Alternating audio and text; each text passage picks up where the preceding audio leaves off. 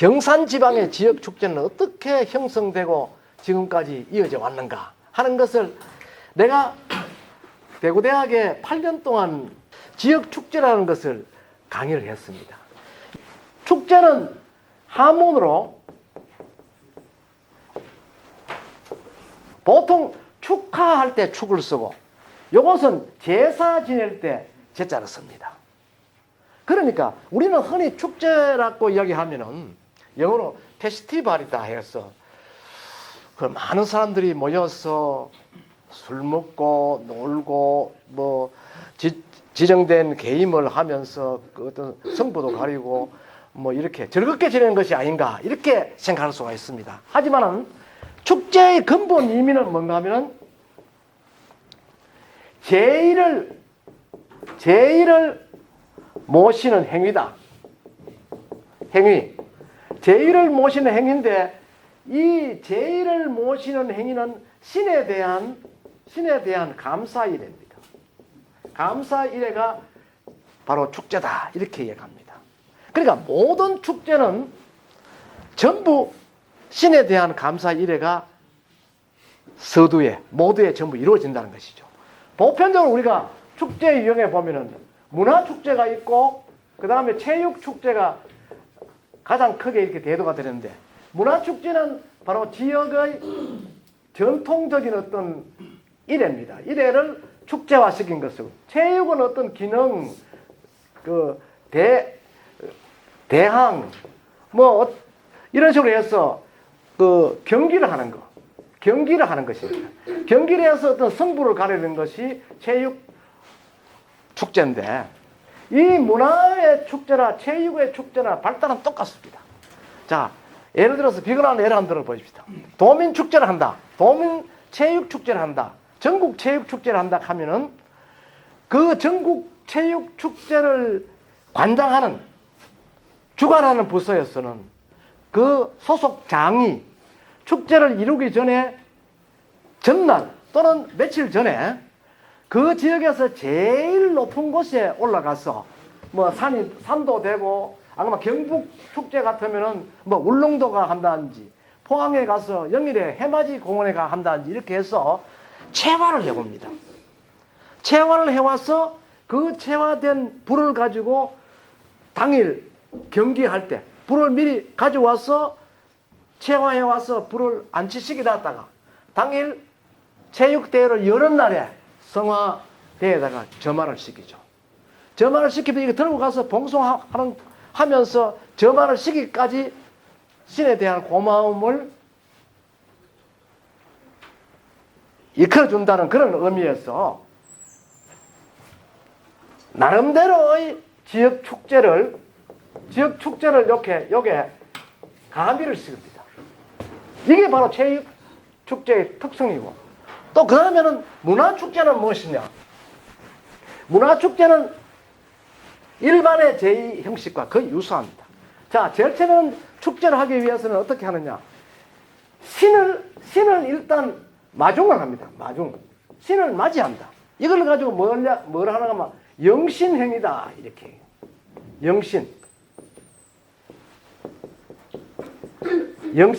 이렇게 영신행위다. 맞이할 영자입니다. 신을 맞이한다. 영신행위가 지나고 나면은 신을 맞이해서 모셔야 되거든. 모시는 것을 강신행위다. 자, 앞으로 이걸 띄겠습니다. 강신은 이렇게 강신행위다. 강신행위가 끝나면 신을 즐겁게 하는 오신행위가 이루어집니다. 오신행위가 이루어지면 그 다음에 유신행위입니다. 유신행위는 그 유신행위가 이루어지면 마지막으로 뭘 하느냐? 그건 송신행위다. 송신행위는 이건 글자도 반대로 썼네. 이렇게 읽는데 영신을 신맞이한다.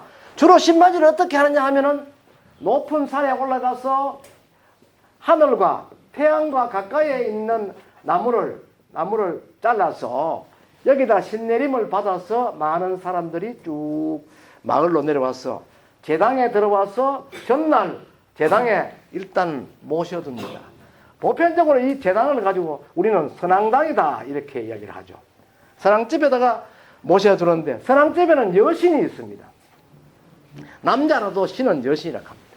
이건 모셔오는 신은 남신이거든. 그 남신과 여신을 결합하는 그런 이례를 갖춘다는 것이죠. 그게 바로 강신행위입니다. 그러면은 강신행위가 지나면 신을 즐겁게 한다는 것은 뭔가 신을 기쁘게 해준다는 것이거든요. 신을 기쁘게 할 때는 어떻게 합니까? 물론 춤도 추고 뭐 장기 자랑을 해서 좋은 것을 보여서 신이 기쁘게 하는 방법도 있지만 보편적으로 어떻게 맛나는 음식을 차려서 신에게 대접하는 것입니다. 그래서 보편적으로 맛나는 술을 준비하고 과일을 준비하고 떡을 준비하고 음식을 차려서 신에게 바치는 것이죠. 그래 제사를 지내죠. 이 제사를 지내는 행위를 우리는 오신이다 이렇게 이야기를 합니다. 가정집에서도 제사를 지낼 때는 이와 같이 신에게 즐거움을 주기 위해서 축간 또는 제주가 그 신을 모셔놓고 부모신을 또는 할아버지 신, 조상신을 모셔놓고 거기에다가 조상신에게 대한 감사 이래로 술도 올리고 이렇게 합니다. 음식도 만나하고 그것도 충문을 이루면서 그 어른들 높이 받들기도 하고 이런 행위를 하죠. 그걸 가지고 오신행위다. 그 다음에 유신은 뭐냐면 요건 유자가 뭐냐면 놀유자입니다. 놀유, 유원직하는 유자입니다. 놀러 갈 때 유자를 놀유자로 쓰거든요. 신이 놀도록 해준다 기라. 신이 와가지고 만나는 음식만 먹으면 안 되거든. 그래서 여러분 잘 기억을 더듬으면은 제사를 차려놓고 그 절을 여러 번 하고 난 뒤에 보면 수저를 꼽아놓고 난 뒤에 제주가 제사에 참사한 사람을 전부 다 데리고 안방으로 들어갑니다. 그럼 문을 닫죠. 그래서 문 닫고는 한 3, 4분 정도 엎드려 있다가 기침을 세 번 하고 그래 문을 열고 나옵니다. 그거는 뭐냐면 신이 자유롭게 우리가 사는 구역을 둘러다 보라 하는 그런 의미를 가진다는 것이죠. 그리고 지역 축제의 경우도요. 이런 제2일에 두 가지 강신하고 두 가지의 제2일회가 끝나고 나면은 신이 자유롭게 그 인간들이 노는 장소를 둘러다 볼 수 있도록 자유롭게 이제 꽹가리를 치고 신과 더불어 노는 그런 행위를 연행합니다. 그러니까 보편 여기에 등장하는 것은 풍물이 등장하죠. 해서 같이 놀고 이렇게 해서 신이 즐거운 분위기에 대해서 그 고을에 사는 사람들을 둘러보는 그런 것을 이제 우리는 흔히들 오신행위, 유신행위라 그럽니다. 그래서 이 유신행위까지가 끝나면 그 다음에는 신은 항상 우리가 모셨으니까 모시고 대접하면 그대로 놔두면 안 됩니다. 그래서 신이 다시 가실 수 있도록 보내드려야 돼요. 우리는 그냥 만나면 대접해보고 자 오늘 뭐 우리는 집에 가자 햇받이 가자 하면 안 되는 거야. 신을 보내드리는 일을 하는데 그것을 우리는 송신이라 한다. 송신은 뭔가 하면은 주로 지금까지 제진회 때 필요한 충문이라든지 지방이라든지 그 밖에 그 신을 추앙하는 글을 모두 한데 모아서 태워버립니다. 태우면서 이렇게 받들면서 하늘 쪽으로 올라가도록 이렇게 하는 그런 형식이 바로 송신의 형식이다 이렇게 이야기하죠. 그러니까 축제는 모두가 5개 행위가 이루어져야만이 축제 형식이 모두 원만하게 이루어졌다. 우리는 이렇게 이야기할 수가 있다는 것입니다. 그래서 항상 우리는 지역 축제에 대해서 지금까지 고정관님이 먹고 놀고 즐기는 그것만 알았는데 그렇다면 자 제사 지내면 좋은데 사과축제 같으면 사과축제는 도대체 누구한테 제사 지내느냐? 청송 사과축제 있고 문경도 사과축제가 있는데 그 축제에서 우리 인간들이 해야 될 것은 무엇이냐? 어느 신한테 우리가 제사를 올리고 또 같이 놀고 이렇게 할 수 있느냐 하는 것인데 사과는 사람의 힘으로 재배는 하지만은 사과가 자랄 수 있도록 해주는 원동력을 농하면 땅입니다. 땅. 그리고 사과는 나무가 튼튼해야만이 사과가 달립니다. 그러니까 나무죠. 나무. 물론 그 밖에도 여러 유형이 있겠습니다. 공기, 햇살 이런 것도 있겠지만 보편적으로 땅은 신이 누군가 하면 지신입니다. 나무는 목신이에요. 지신과 목신에게 제를 지내는 행위란다. 원래 땅이 참 단비를 잘 받아가 우리 사과에게 영양 공급을 잘 하였기 때문에 원만하게 원래 대풍작을 거두도록 했다 하는 그러한 어떤 하나의 관념과 그 나무가 병들지 않고 병충해 강하게 이렇게 잘 지내줘서 원래 그 사과농수가 대풍작이 되도록 하였다 하는 데서 우리 인간들은 감사의 일회를 올린다는 것이죠. 그 일회가 바로 축제입니다. 예를 들어 가지고 청송사과, 문경사과 축제를 원래 우박이 많이 오고 날씨가 가물어 가지고 농사를 거의 필요하고 수확이 없었다 하면은 축제를 지낼 수 있습니까 없습니까? 축제를 개최할 수 없죠. 그러니까 반드시 풍년이 이루어져야 한다는 것입니다.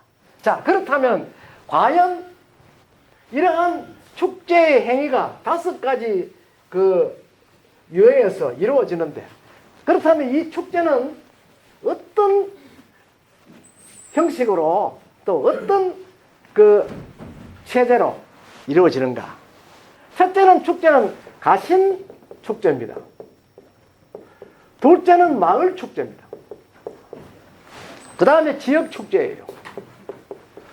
자, 가신 축제는 말 그대로 가정에서 이루어지는 겁니다. 마을 축제는 마을에서 어떤 핵심 존재를 내세워서 동민들이 전체 참여하는 것이고, 지역 축제는 보편적으로 면 단위, 시, 군 단위, 도 단위로 해서 광역 형태로 축제를 이루는 것을 말한다는 것입니다. 그렇다면 가신 축제는 어떤 것이 있는가? 우리가 집안에 딱 들었으면 집에는 전부 신이 있습니다. 여러분들이 신앙 쪽으로 공부를 하면은요, 설화에서 신앙 쪽으로 공부를 하고 민俗학에서 신앙 쪽으로 공부하면은 이런 가신 축제, 가신의 종류가 어떤 것이 있는가 하는 유형이 나옵니다.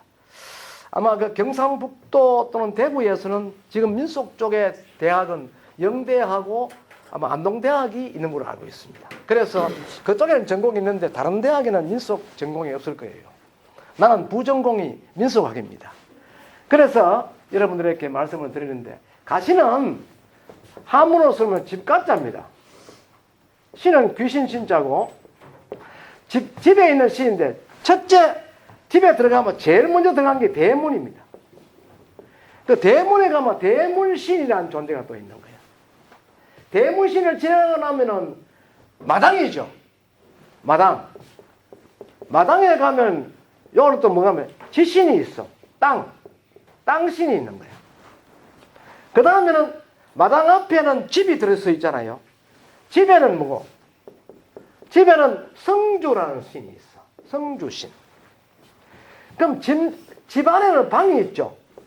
방에는 무슨 신이 있는가 하면 여러분들이 태어나서 부모님이 비는 삼신이 있는 거예요. 삼신 할머니가 있어야 자식을 태어나게 한다. 그 집에 자식을 점지시켜주는 꺼집니까? 네, 한번 봐주세요. 자식을 점지시켜주는 존재는 삼신이다. 삼신인데 이 삼신 할머니라 해. 이게 여신입니다. 그죠? 여신. 그 다음에 방 옆에 또 뭐가 있노? 이게 큰 방 같으면 큰 방 천정 쪽에 저 북쪽에 보면 코너에 북쪽 코너에 이거 천정인데 여기에다가 요렇게 해가 단지 하나를 딱 묶어둡니다. 이 단지 묶어서 이 속에 살을 넣어두거든. 이게 조상을 받드는 그런 을입니다. 그래서 이걸 조상신이다 이렇게 해야지. 조상신은 방 안에 서북쪽 귀뒤 코너에다가 조상신을 단지 조그마한 데 넣어가 매년 햇살이 생산되면 거기에다가 햅쌀을 닦아 넣고 이렇게 합니다. 하면은 그 후손들에게 좋은 일이 일어나도록 점지해 준다. 이렇게 믿고 있거든요. 그래서 조상신과 그 다음에 집안에는 삼신이 있다. 그러면은 조상과 삼신이 있는데 그 다음에 집안에 또 뭐 있나? 뭐 한 부엌에 또 부엌신이 있어. 저 사람 뭐 오늘 지역 축제하러 간다 걔가 뭐 귀신 떡 주워 먹는 이야기 하나 이렇게 여러분 생각할지 몰라도 이것은 우리의 전통 민속입니다. 자, 부엌에는 여러분들한테 만나는 밥을 제공하는 신이 있어요. 그 신이 조왕신입니다. 조왕신은 우리에게 건강을 책임지는 그런 신이에요. 그렇지만 조왕신은 살만 가지고는 밥을 뭐 해주지요? 그러니 살하고 여기에는 살하고 살 플러스 물이 있어. 물이 있죠. 물론 불도 있지만 그 불은 그 신으로 별로 이야기를 안 합니다. 살 또는 물이 있는데 물은 부엌 뒤쪽에 보면 우물이 있어요. 우물. 부엌단 딱 나오고 우물. 우물은 바로 우리가 흔히 말하는 용왕신입니다. 물은 용이거든요. 용. 자, 우리가 흔히들 설화에서 보면은 여러 갈래의 그 유형이 있는데, 용은 곧 물이다. 그 물과 유사한 존재는 상징적 표현은 뭐냐? 이거는 거북이도 있고, 해태도 있고, 또 소금도 있고, 이렇게 여러 갈래로 다 있습니다. 자, 예를 들어서 서울 경복궁에 보면은 경복궁 제일 큰 건물이 건정전이지 않습니까? 건정전 앞에 보면 양 계단 위쪽에 보면 해태가 2마리 딱 앉아 있죠. 왜 앉았을까요? 왜 앉았을까요? 해태는 실제 동물입니까? 상상의 동물입니까? 그렇지. 아, 되게 똑똑다. 전영훈 교수 그 제자들 똑똑다. 우리 대구대학생 질문하면 잘 못 알아들어. 해태는 곧 상상의 동물이고 해태의 얼굴 자세히 한번 보세요. 마치 용하고 비슷한 그런 형상을 하고 있습니다. 그래서 해태는 바로 물과 같은 존재다 이렇게 생각합니다. 예를 들어서 건정전에 전부 목재인데 불이 나가 소실됐다. 얼마나 큰 재산상 손실이겠습니까? 또 그러고 재산상 손실도 물론 있겠지만 우리 문화 자산으로서 얼마나 큰 손실이 있겠어요. 그래서 조상들은 풍수지리학적으로 해태라는 존재를 내세우면 불을 방지할 수 있다. 이런 방지론을 주창했던 사람이 누구냐 하면 조선 개국과 더불어 나타난 정도저이라는 풍수학자입니다. 여러분 정도저이라는 이야기를 들었죠? 이방호 양은 늘 싸우고 사람, 그죠? 정도저이가 풍수학자입니다. 당대의 최고가는 풍수학자입니다. 이 사람이 자꾸 경복궁을 저는데 불이 나고 이러니까 부덕이 거기에다가 해태상을 만들어서 불이 들어오지 못하도록 했는 거예요. 그리고 인왕산, 그 청와대에 있는 쪽 뒷산에 보면 인왕산인데 인왕산은 호랑이산이잖아요. 호랑이가 늘 나타나서 경복궁 저는데 해를 끼치는 하나입니다. 그러니까 호랑이가 늘 꼬리에 불 붙이고 가서 경복궁에 다 돼가면 불이 나도록 하고 불이 나도록 했는 거예요. 그건 풍수지리학에 나옵니다. 나는 풍수학자는 아닙니다만 풍수 설화에 대한 글을 많이 썼습니다. 그래서 당대 최고 학자들이 가만히 살펴보니까 아, 이거 문제가 있다. 경복궁을 새로 짓는데 조선 왕국이 개창해서 새롭게 크고 화려한 궁궐을 지어서 위상을 높이려고 하는데 늘 불이 나니까 오히려 그 권위가 실추되거든. 그래서 그 일대 풍수를 전부 점검해 보니까 인왕산 쪽에 보니까 호랑이가 늘 살아가지고 호랑이 신이 와서 괴롭히는 거야. 불나도록. 자기가 그 앞에 그 큰 궁전이 있으면 자기 권능을 다 모아고 자기의 어떤 위상을 인간들한테 보여줄 수 없다 해서 늘 거기 못 젖도록 방해하는 거예요. 그거를 알고 어떻게 했느냐? 이 인왕산이 이렇게 있는데 여기 이제 건정전이 있고 이런 것 하면은 인왕산 줄기 부위에 기가 가장 센 곳에다가 절을 졌어. 절을 절고 뭐 했나마? 호압사. 호랑이 호자. 암양카는 압자죠. 누른 압자. 그럼 절사자입니다. 호랑이를 누르는 절이다. 호랑이가 활동 못하도 눌러붙는 거야.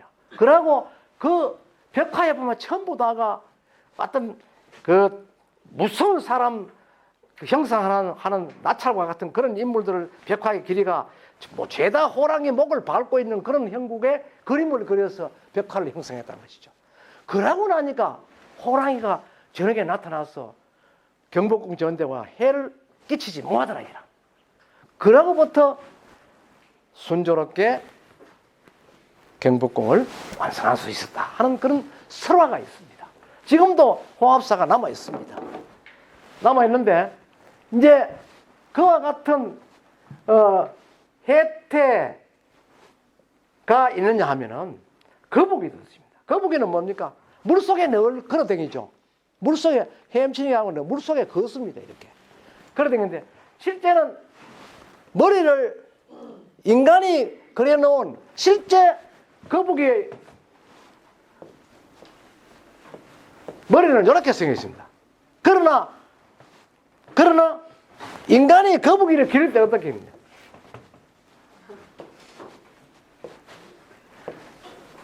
좀 더 무섭게 이렇게 그렸습니다. 이게 뭡니까? 용의 형국이라. 용의 형국이다. 용의 형국을 그려서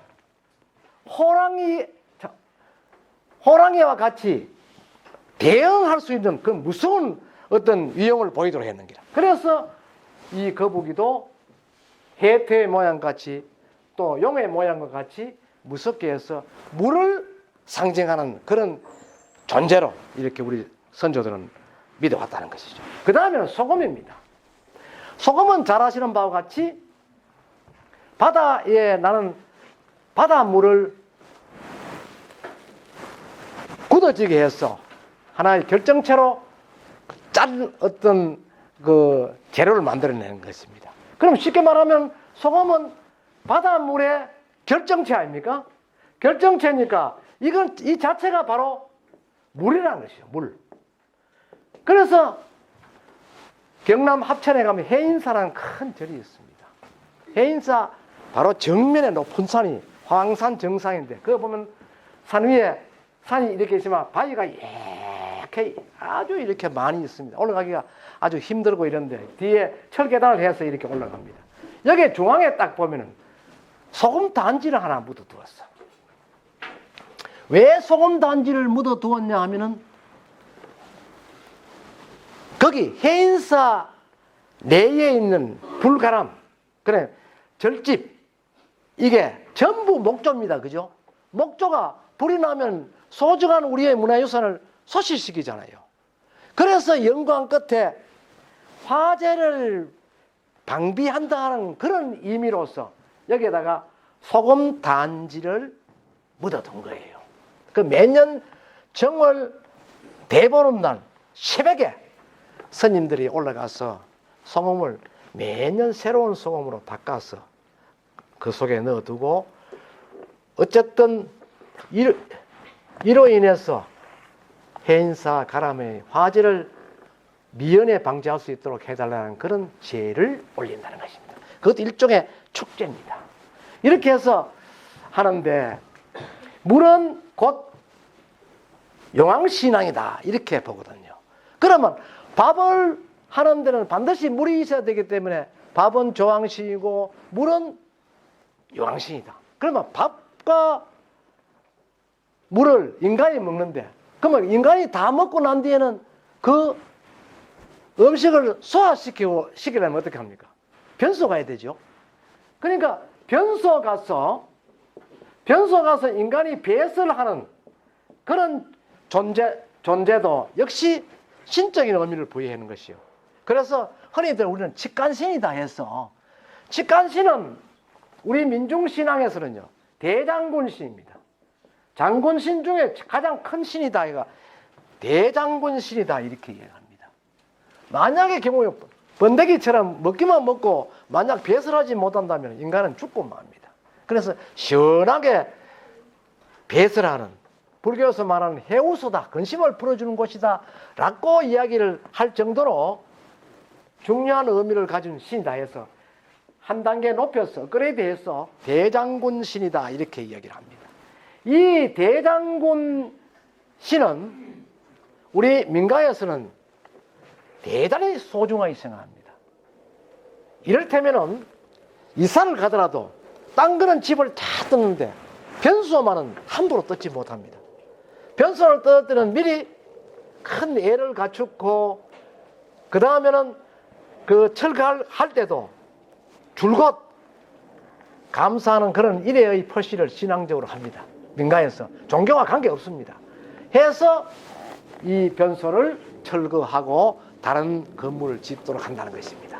그만큼 우리의 선인들은 이런 민중신앙과 연결되는 이런 가신신앙의 경외심을 가지고 있었다. 경외심. 경외심이라는 것은 요 경자가 존경할 경자입니다. 존경할 경자. 외자는 뭡니까? 요거는 무서워할 외자입니다. 존경하면서도 무서워하는 거예요. 그것이 바로 민중신앙 중에 가신신앙입니다. 예를 들어서 용왕신앙 같은 것도, 용왕신앙은 바로 물이지 않습니까? 용왕신앙을 민중에서는 가장 그 자식들의 어떤 출사와 크게 연관을 시켜서 신을 모십니다. 이를테면은 아들이 과거 시험 치러 갔다, 원행을 했다 할 때는 어머니가 반드시 물을 떠서 장독 위에 얹어놓고 자식들 무사 귀환, 또 과거 시험에 합격할 수 있도록 기도하는, 정환선을 떠놓고 기도한다는 것이죠. 그러니까 물에 대한 존재가 큰 역할을 해준다고 우리의 선인들은 믿고 있었다는 것입니다.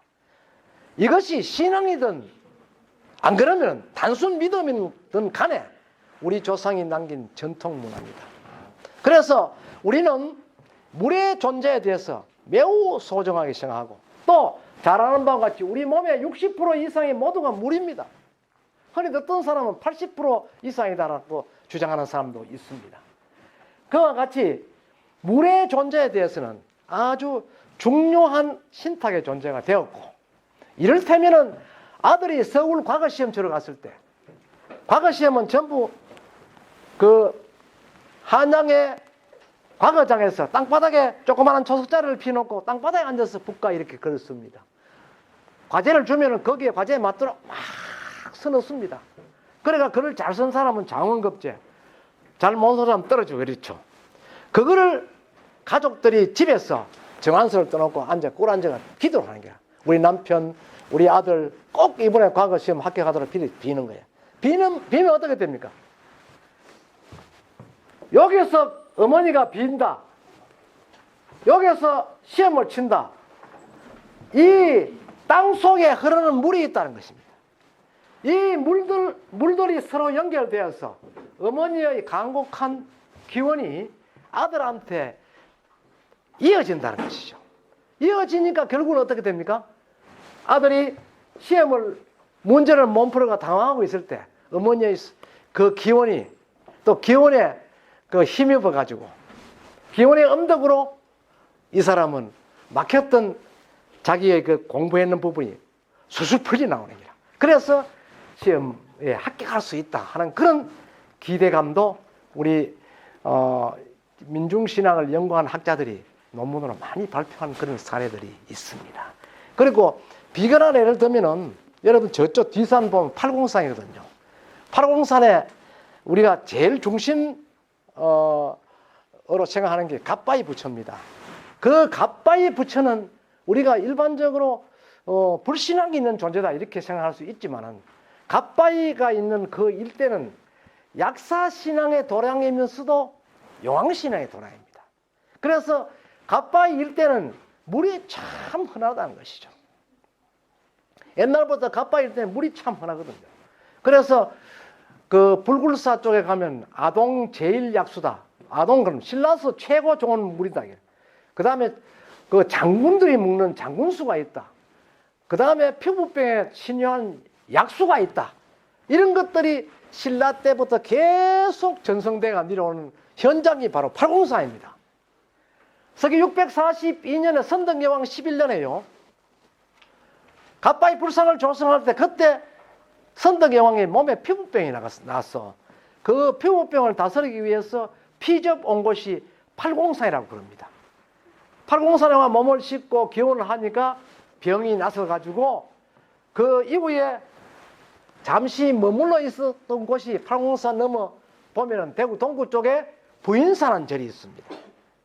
그 부인사 가면은 딱 들어서면 법당을 올라가는데 들어서다가 오른쪽에 보면 숙모전이라는 정각이 큰 게 있습니다. 그 정각에 들어서면은 선덕 여왕의 어진 얼굴이 몸 전체에 그리는 그 초상화가 그 붙어 있습니다.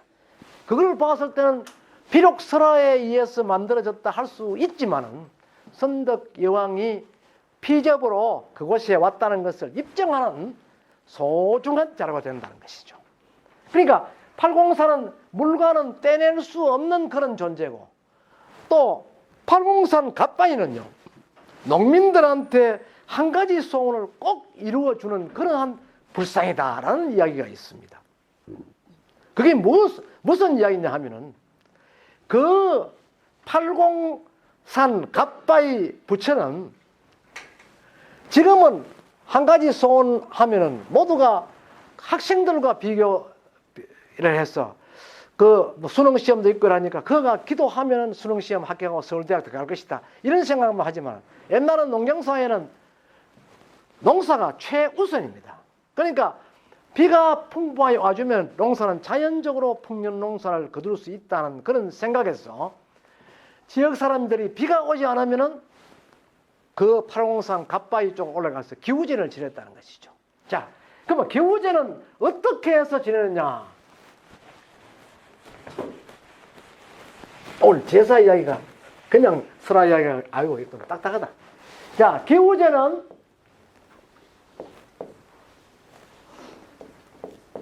기우제는 비를 얻으러 하는 그 제사인데, 기우제는 누가 비를 얻으러 하노? 비를 얻으러 하는 존재는 용이야. 용인데 용이 설화적으로 보면은 용은요 3월 달에 하늘로 올라가서 성천을 합니다. 그 다음에 언제 10월 달쯤 돼가 하강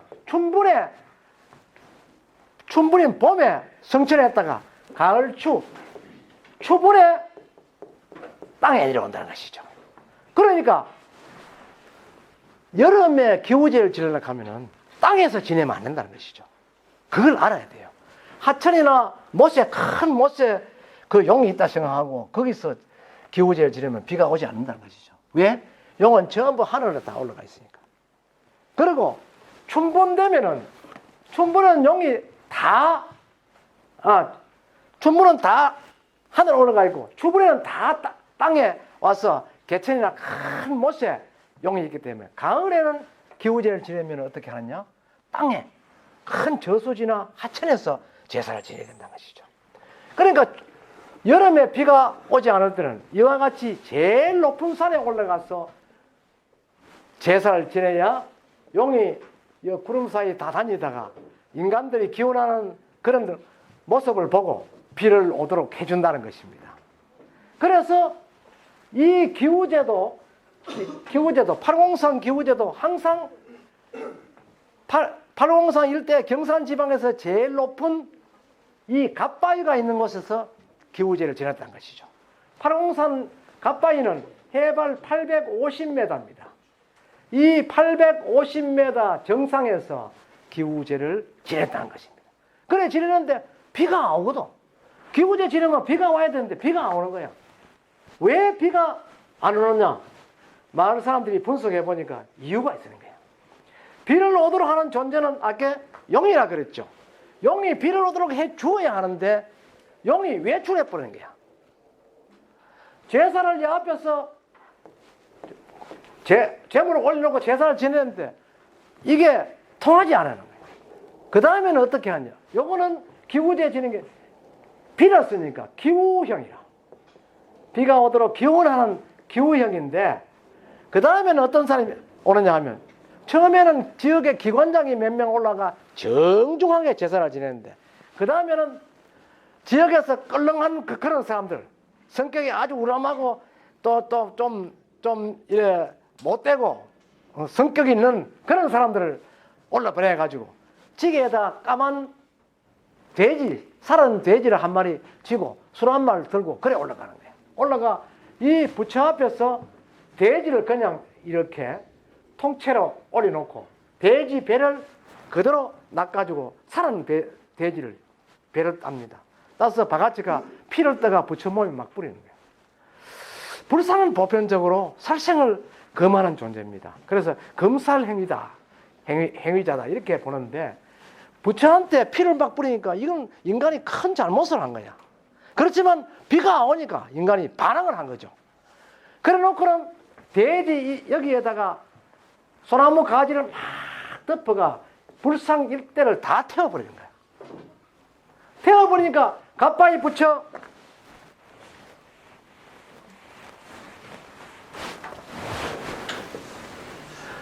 부처가 이런 판석 갓을 쓰고 있거든요.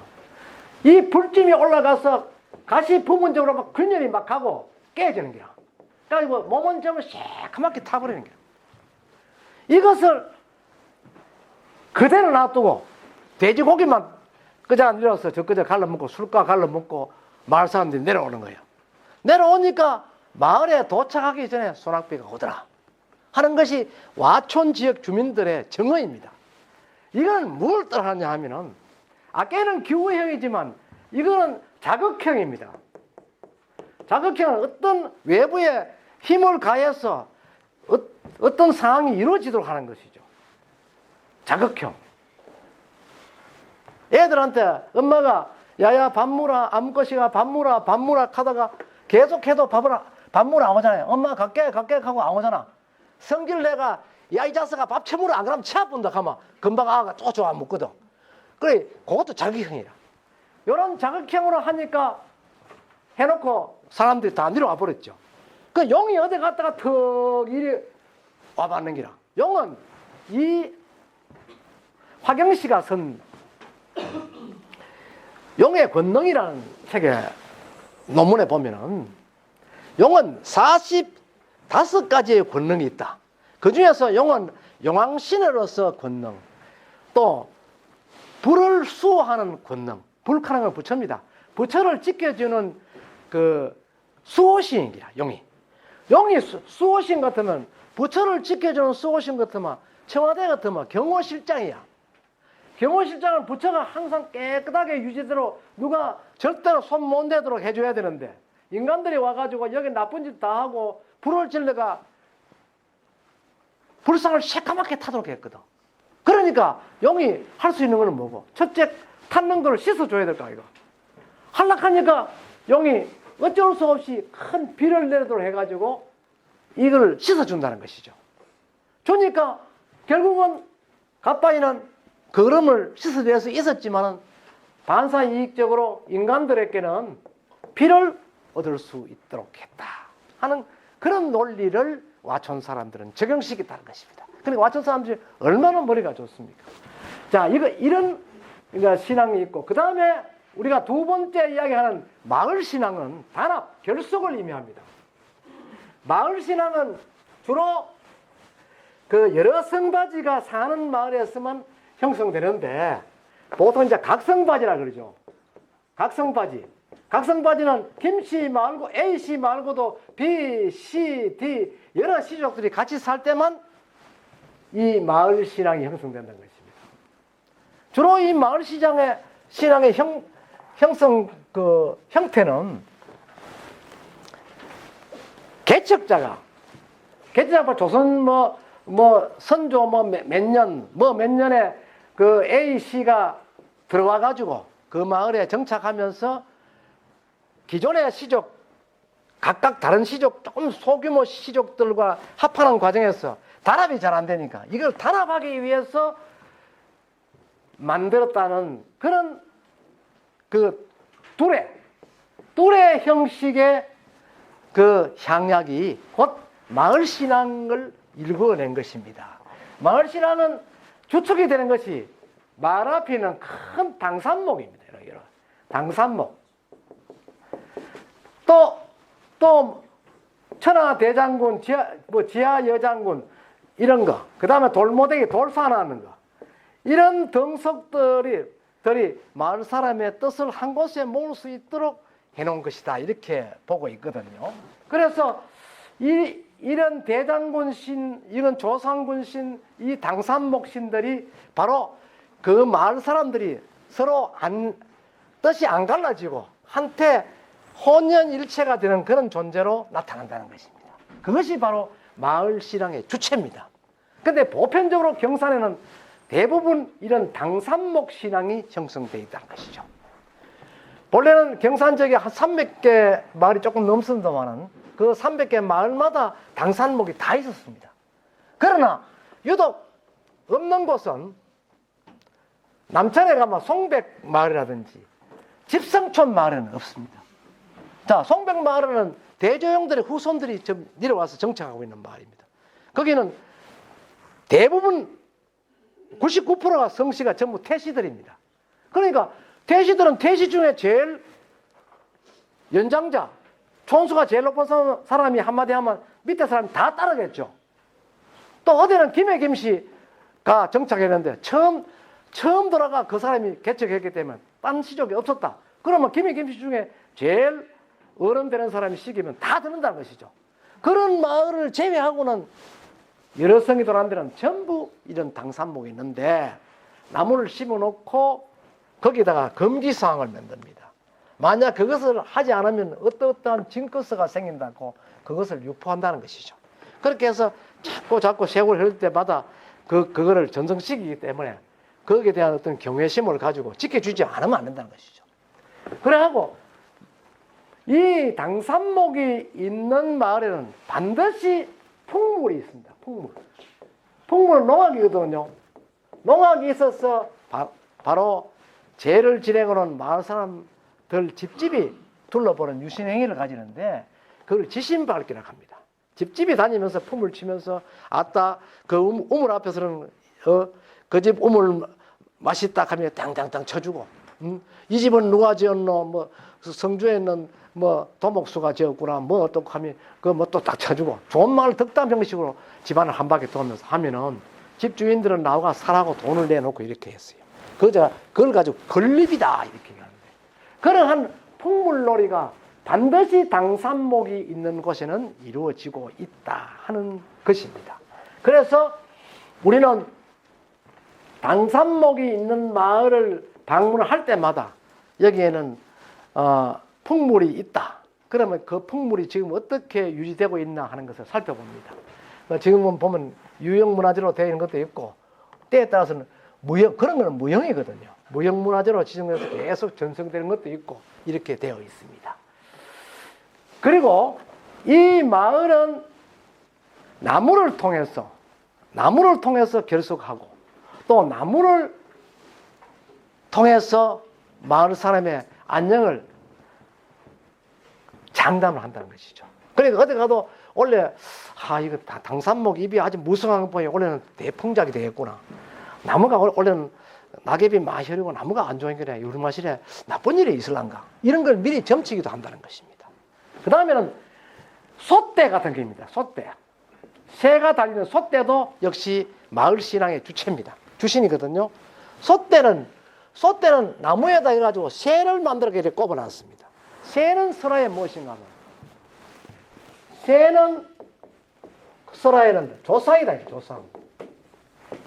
우리 민족은 새를 집에 찾아오는 새를 아주 반겨서 맞이합니다. 비근한 애로 제비가 강남 갔다가 왔다 이래가 제비 집을 지면서 청에다가 아무리 흙을 흘리나도 제비 집을 안 띱니다. 반갑게 맞이해주고 이렇게 하거든요. 그러니까 새는 곧 조상이다 이죠. 그래서 그 형태를 이렇게 솥대를 만들어 가지고 이렇게 새 모양으로 이렇게 세워놓으면 항상 우리 마을에는 조상들이 와서 우리를 도와준다. 우리는 조상님의 음덕으로 잘 살 수 있다. 이렇게 믿고 있거든요. 이렇게 믿으니까 심리적으로 그 불안감을 해소할 수 있다. 이걸 전위적 치유라고 하는데 할 수 있다는 것입니다. 그 다음에 대장군신 저거는 하나의 상징적 존재인데 저것도 역시 마을 단합하는데 큰 역할을 한다. 이렇게 볼 수가 있다는 것입니다. 다음은 지역축제입니다. 지역축제는 전체 어느 한 마을을 국한하지 않고 그 소재재권이라든지 그 대단히 권력 내에 여러 시족들 또 여러 유형들이 모두 참여할 수 있는 그런 축제입니다. 예를 들어서 말하면 경산 묘목축제다. 경산 포도축제다. 경산 사과축제다. 자인단오축제다. 이런 것들은 모두가 지역축제에 속한다는 것이죠. 지역축제의 주신은 뭐냐? 그 단위 축제를 형성하는 주된 주신입니다. 묘목축제는 나무겠죠. 단오축제는 단오신이겠죠. 그 경산에 있는 자인단오는 주신이 한장군입니다. 저 강릉단오에는 주신이 김유신 장군입니다. 부신은 대관령 산신이 되었다는 범일국사입니다. 그 다음에 군위군 효령면에 가면은 또 효령단오가 있는데 거기에는 주신이 김유신 장군입니다. 그러니까 전국적으로 단오가 형성되는 데는 대부분 김유신 장군을 주신으로 모시고 있다는 것이죠. 그러니까 경산의 한 장군, 어느 장군이라는 존재도 김유신일 가능성이 높다는 것입니다. 김유신은 잘 아시는 바와 같이 642년에 암양주의 군주로 직접 부임하였던 그런 인물입니다. 그러니까 김유신이 군주로 왔기 때문에 김유신은 이 지역의 최고 가는 수령이었다. 그렇다면 바로 경산을 지켜주는 인물로 한 장군이라는 존재는 김유신이 아니겠나. 단오 자체도 신라 때부터 유래가 되었고 해서 그렇게 보는 학자들도 많이 있다는 것입니다. 그런 측면에서 그 단오 신앙은 경산의 중심되는 그런 신앙처로 전성되고 있고, 또 자인단오는 비록 강릉단오가 세계유산에 등재가 되어 있습니다마는 자인단오가 세계유산에 등재되지 못한 것은 아까 앞에서 말했던 5가지 행위 중에 2가지가 자인단오에 없습니다. 첫째, 신을 맞이했던 곳이 훼손되어 버렸고, 그 다음에 신이 직접 활동했던 유신지역이 없어졌다는 것입니다.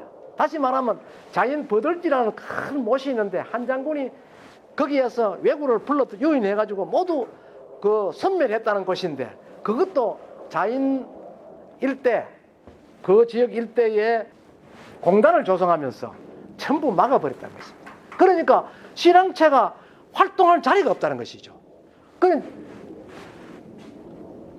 영신, 강신, 오신 행위까지 접어드는 그 과정을 지금은 펼쳐지 못하고 바로 오신에서 유신으로 넘어가기 때문에 자인단오는 절차를 밟지 못했다 이렇게 해서 세계유산에서 검토될 때 제외가 됐다고 그럽니다. 그래서 자인 사람들은 자인단오도 그 절차 과정을 그대로 살려내기 위해서 자인 버들지를 새로 복원할 필요가 있다, 이런 주장이 있습니다. 그리고 또 우리 지역에 세시 축제 중에서는요, 경산지의 독창성을 갖고 있는 것이 뭔가 하면 영등신앙입니다. 영등신앙은 무엇입니까? 2월 달에 바람신을 위로하는 그런 축제입니다. 보편적으로 영등신앙은 영동할미가 오거든요. 할미가 내려오는데, 할미가 딸과 같이 오면은 그 애는 순풍이 불고, 영동할미가 며느리를 데리고 오면 그 애는 바람이 몹시 부는 기라. 왜 그러냐? 설화적으로 해석하면 시어머니와 며느리의 관계는 아주 껄끄럽습니다. 그죠? 갈등이 심한 존재고, 딸과는 사이가 좋잖아요. 그래서 우리 민족에서는 기원을 할 때, 영등신을 맞이하기 위해서 기원을 할 때는 늘 할매요, 이번에는 따님하고 같이 내려오십시오 하면 내 기원하는 거야. 며느리하고 같이 오는 건 우리 눈에는 볼 수는 없지만 바람이 거의 모십이면 원래 영동 할매가 며느리를 들고 왔구나. 아유, 원래 계속 바람 부는 농사는 원래 피농이다. 이렇게 생각하는 거예요. 그런데 경산지방에서 가장 산이 많아서 깊은 골이 많고 논밭이 그 골 속에 있어서 농사가 산으로 인해서 잘 안 되는 골이 있습니다. 그게 어디냐? 남천면입니다. 이 남천면은 하천뿌이라 말 그대로 남쪽에 거랑뿌이라 거랑. 저 꼴에서 선해산을 쭉 경산까지 내려오는 것이 그게 천이 남천입니다. 그러니까 산이 이렇게 있으니 조그마한 골짜기에 바람 좀 불어도 농사가 하나도 안 되는 거야. 그걸 할 때 어느 날 고려시대입니다. 고려시대에 전영동이라는 사람이 등장을 하게 됩니다. 인간입니다. 이거는. 이 사람은 인간, 사람인자 인간입니다. 실존 인간에서 결국 신의 역할을 하게 되죠. 그러니까 경산 남천의 영등신앙은 우리 동국세시기에 보면은 보편적으로 전부 신은 인간이 아닙니다. 그러나 여기는 인간이 등장한다는 것이죠. 그럼 경산 전설의 특징, 경산의 세시풍의 특징을 할 수 있는 이 영등신앙은 신이 인간화가 되리라. 신이 인간화가 되고 할미는 여자 아닙니까? 여성이 남성화되는 그러한 신앙 주체를 갖고 있다는 것입니다. 그런 의미에서 경산의 영등신앙은 독창성이 있다 해서 이런 것들도 경산의 세시풍 속에서는 아주 본이 되는, 전국의 본이 되는 그런 사례라 이렇게 말씀드릴 수 있죠. 그리고 이 영등신앙의 주체인 전영동이라는 사람은 평생 동안 익힌 음식을 먹지 않고 늘 옛날 같으면 무죠. 무를 갈아서 즙을 먹고 익힌 음식을 먹지 않고 방에는 절대 불을 떼지 않았다. 그러니까 다시 말하면 나무를 쓰지 않았다는 것이죠. 그걸 왜 얘기하냐면 산에 이렇게 해서 산에 대한 피해가 많기 때문에 산을 부정한다는 것입니다. 전영동은.